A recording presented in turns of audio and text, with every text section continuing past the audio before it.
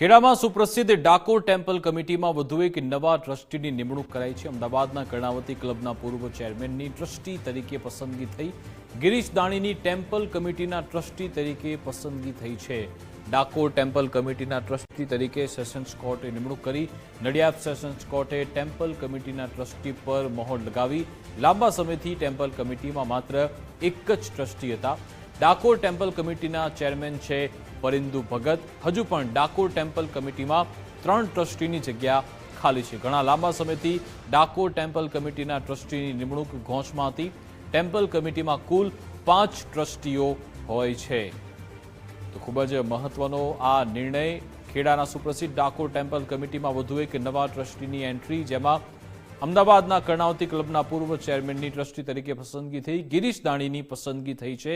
આજ અંગે વિસ્તૃત જાણકારી આપશે સંવાદદાતા સંદીપ રાજપૂત ફોન લાઈન પર જોડાઈ ગયા છે। જી સંદીપ।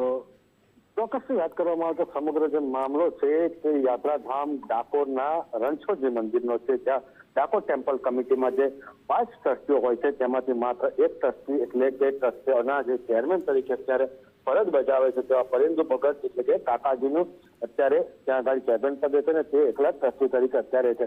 ત્યારે જે મોજમાં પડેલી ટ્રસ્ટીની નિમણૂક હતી તેનું નામદાર કોર્ટમાં આજે સેશન કોર્ટ દ્વારા જે નિર્ણય લેવામાં આવ્યો છે તેની અંદર કહી શકાય કે જે કર્ણાવતી ક્લબના પૂર્વ ચેરમેન છે અને ડિરેક્ટર રહી ચૂકેલા છે એવા ગિરીશ દાણીની આજે ડાકોર ટેમ્પલ કમિટીના ટ્રસ્ટી તરીકે નિમણૂક કરવામાં આવી છે। હવે ઉલ્લેખનીય છે કે અત્યારે સેવક આગેવાનની પણ જે ટ્રસ્ટીની જગ્યા ખાલી પડી છે, સાથે અન્ય 2 જગ્યાઓ પણ ખાલી પડી છે, જેની ઉપર હવે કોર્ટ વહેલી તકે નિર્ણય લે તો આગામી જે હોળીનો તહેવાર આવે છે તે પહેલા જ મંદિરને નવું ટ્રસ્ટી મંડળ મળે એવી પૂરેપૂરી શક્યતાઓ દેખાય છે।